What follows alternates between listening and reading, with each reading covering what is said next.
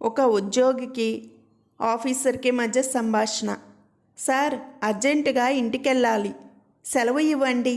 మా ఆవిడికి ఒంట్లో అస్సలు బాగాలేదు. ఆసుపత్రికి తీసుకెళ్ళాలి అన్నాడు సుబ్బారావు. అవసరం లేదు. ఇందాకే మీ ఇంటి ల్యాండ్లైన్ నుండి ఫోన్ వచ్చింది. మీ ఆవిడ బాగానే ఉందట. నిన్ను ఇంటికి రావద్దని చెప్పమంది అన్నాడు బాస్. అదేంటి మరీ అంత పచ్చి అబద్ధాలు చెబుతున్నారు? అసలు మా ఆవిడ ఊళ్ళోనే లేదు కదా, కోపంగా అన్నాడు సుబ్బారావు. ఇద్దరు స్నేహితుల మధ్య సంభాషణ. వినోద్, హుసేన్ సాగర్లో బుద్ధ విగ్రహం ఒక చెయ్యి కడుపు మీద, మరో చెయ్యి పైకి చూపిస్తుంది. ఎందుకో తెలుసా అని అడిగాడు. వికాస్, హుసేన్ సాగర్లోని నీళ్లు తాగితే పైకిపోతారని చెప్పడానికి గుర్తు అది అన్నాడు.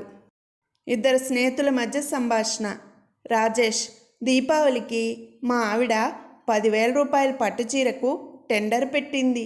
అంతే, చెడమడ తిట్టిపడేశాను అన్నాడు. కుమార్, ఎవరిని? మీ ఆవిడనే అన్నాడు. రాజేష్, కాదు, నరకాసురుణ్ణి. ఒక ఆయన ట్రైన్ ఎక్కి కూర్చున్నాడు.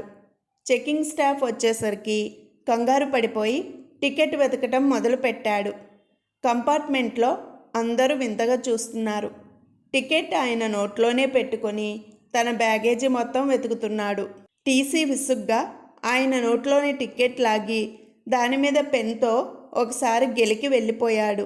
మరీ అంత వెధవైలా ఉంటే ఎలా అన్నాడు తోటి ప్రయాణికుడు. ఎవరు వెధవాయ్? ఈ టికెట్టు పోయిన నెలది అన్నాడు. హరికి మేనేజర్గా ప్రమోషన్ వచ్చింది. ప్రమోషన్ వచ్చిన తెల్లారి ఆఫీస్కి దెబ్బలతో వచ్చాడు. హరి ఫ్రెండ్, ఏమైందిరా, మేనేజర్ అయ్యాక బాగా తాగి పడిపోయావా ఏమిటి అని అడిగాడు. హరి, అదేం కాదురా, మా ఆవిడికి మేనేజర్గా ప్రమోషన్ వచ్చింది అని చెప్పకుండా రేపటి నుంచి నువ్వు మేనేజర్తో కాపురం చెయ్యాలోయ్ అన్నాను.